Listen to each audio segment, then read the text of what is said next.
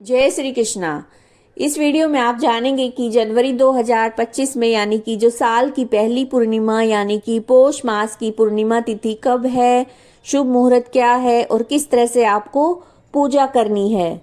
तो पूर्णिमा तिथि के दिन गंगा स्नान का विशेष महत्व होता है। इस दिन अगर आपको गंगा में डुबकी लगाने का मौका मिले तो ये बहुत ही लाभदायक है आपके लिए।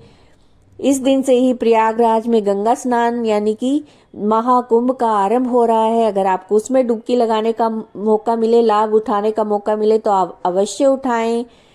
और अगर आपके लिए संभव ना हो तो आप प्रातः स्नान करके सूर्य को अर्घ्य दें, भगवान विष्णु और माँ लक्ष्मी जी की विधि विधान से पूजा करें, शिवलिंग पर कच्चा दूध चढ़ाएं और घर में अपने सत्यनारायण की पूजा आप अवश्य करें या पंडित जी से करवाएं।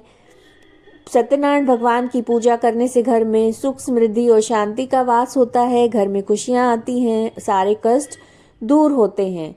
अगर आप पूर्णिमा का व्रत रखते हैं तो इस दिन सुबह ही आप स्नान करने के बाद, स्वच्छ वस्त्र धारण करने के बाद संकल्प करें और विधि विधान से पूजा करें। दिन में फलाहार लें और रात्रि में चंद्रमा को अर्घ्य देकर अपना व्रत आप खोल सकते हैं।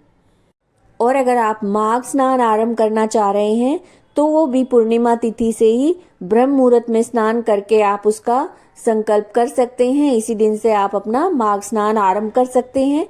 माघ स्नान से संबंधित जो इसके महात्म की जो वीडियो हैं वो इस चैनल पर डेली अपलोड की जाएंगी, तो आप उन्हें अवश्य सुनें। इस बार पूर्णिमा तिथि है वो 13 जनवरी को सुबह 5:03 से शुरू हो रही है और 14 जनवरी को 3:56 पर समाप्त हो रही है।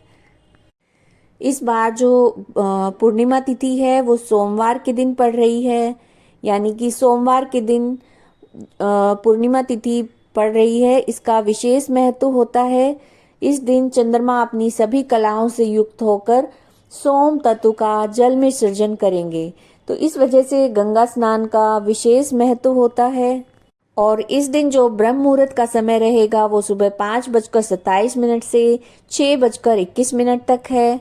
और इस दिन एक खास योग यानी कि रवि योग बन रहा है, जिसका समय सुबह के 7:14 से सुबह 10:38 तक है।